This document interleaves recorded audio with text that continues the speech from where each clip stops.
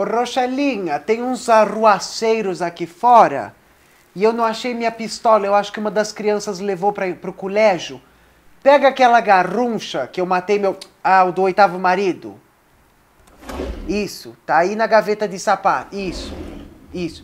Aí põe a pólvora, a bala, isso. Aponta, isso. Ai, tava do lado errado. Mais uma vítima do armamento liberado no Brasil, coitada. Mas vamos lá que o tempo urge, né? Eu preciso ganhar dinheiro. Bom, meninada, como você viu aí no vídeo, que a Rochelinha deve ter posto, né? Toda sufragista que é, toda feminazi que é, o tema do vídeo é a Revolução Feminista. Eu já, contrária a isso, quero aqui vociferar algo dito pela minha bisa: mulher que dá gostoso não precisa trabalhar, né? Apesar de um pouco absurdo, desrespeitoso e misógino, a gente sabe que esse discurso ainda está em voga na boca de muitos formadores de opinião do nosso país. Inclusive alguns deles até candidatos à presidência. Mas não é sobre isso o vídeo. O vídeo de hoje tem por objetivo lançar um olhar sobre a história da Revolução Feminina e desnudar uma coisa que está mais nua do que os nossos corpos nas capas das Playboys. Que a Revolução Feminista foi manobrada por interesses machistas, misóginos e que atendem ao capital para que desse errado. Bom, se você assistiu o vídeo da semana passada sobre o marxismo, você deve se lembrar que o último ponto no qual eu entrei era sobre o movimento das mulheres. A ideia aqui presente é que se a gente parar para pensar que até o sufrágio as mulheres não trabalhavam, o casamento era o trabalho de toda mulher. Então, uma mulher de respeito era reduzida a um objeto sexual e de procriação. Se você, como eu, é fã de literatura inglesa, você vai se lembrar que O Morro dos Ventos Uivantes, Orgulho e Preconceito, Senhora Dalloway e quase todos os outros livros que a gente consegue lembrar são sobre casamentos de conveniência. Vamos falar sobre 1960, maio de 68, a Primavera dos Povos e a França. As mulheres ali presentes advogavam e lutavam por liberdade sexual. A gente que acompanha o caminhar da história se lembra de que a liberdade sexual da mulher foi, na verdade, transformada em liberdade sexual do homem. Se antes a vida sexual da mulher começava após o casamento e era uma espécie de mercadoria que ela trocava por um futuro estável e seguro, a revolução sexual feminina fez, mais ou menos, com que a mulher passasse a ser um objeto com menos valor e que sexo, uma mercadoria tão buscada pelo homem, passasse a ser mais acessível, sem que para isso você precisasse casar com essa mulher e dar para ela casa, comida, sustento durante 60 anos. Essa revolução prega uma libertação do corpo da mulher e de que ela passaria a ser dona do próprio corpo.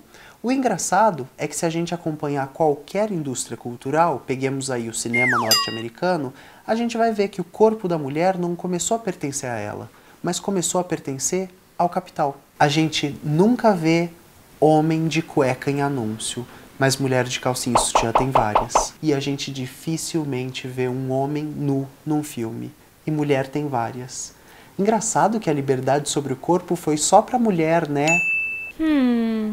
Ainda na linha da libertação sexual, é mister que a gente trate aqui do anticoncepcional.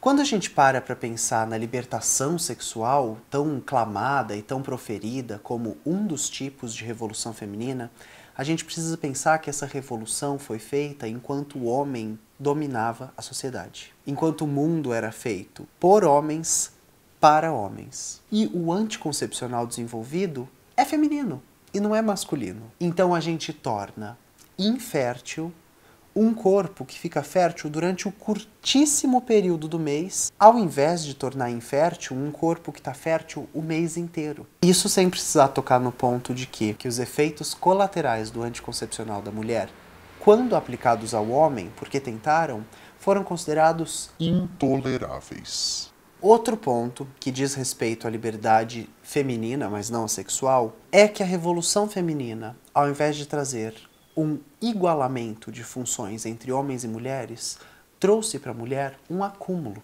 de funções. A única diferença é que agora os dois competem de igual para igual no mercado de trabalho, enquanto a mulher exerce jornada tripla, cuidando de uma casa, dos filhos e do próprio emprego. E se tem uma coisa que me deixa pistola da vida, é ver que essa imagem da mulher que cuida de tudo sozinha porque o homem está ocupado demais coçando o saco é positiva. E a gente vê ela na mídia como ai, a grande mulher que cuida da casa, do marido, Isso não é certo. Outro ponto interessantíssimo quando a gente aborda a questão da libertação e revolução feminina é que se a gente para pensar e compara cargos e salários, as mulheres ainda ocupam menos posições de liderança e com salários mais altos do que os homens. No entanto, todos os produtos femininos são, por excelência, mais caros do que os masculinos. A gente pode, para ilustrar essa discussão, pensar em lingerie. Enquanto o homem compra uma peça, a mulher é obrigada a comprar duas. E não me entendam mal. Eu não quero dizer aqui que a revolução feminina não trouxe nenhum avanço ou não foi de fato uma revolução. Longe disso. A representação e a representatividade da mulher vem mudando, mas é como um termo sobre a crítica de cultura materialista que women are the longest revolution. E é, de fato, a revolução mais longa que a gente conhece na história. Outra coisa que me deixa profundamente triste é pensar que por mais positiva que seja a luta da revolução feminista, como ideia, ela ainda é muito recente e muito frágil.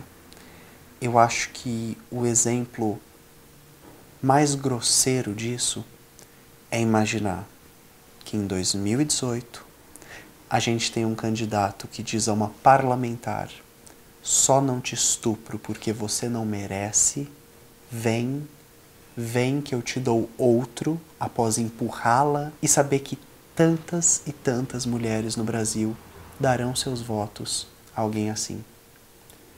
Se eu puder encerrar esse vídeo com uma última coisa, o feminismo, assim como o machismo, ou assim como o movimento de luta das minorias, acaba se tornando um produto do sistema.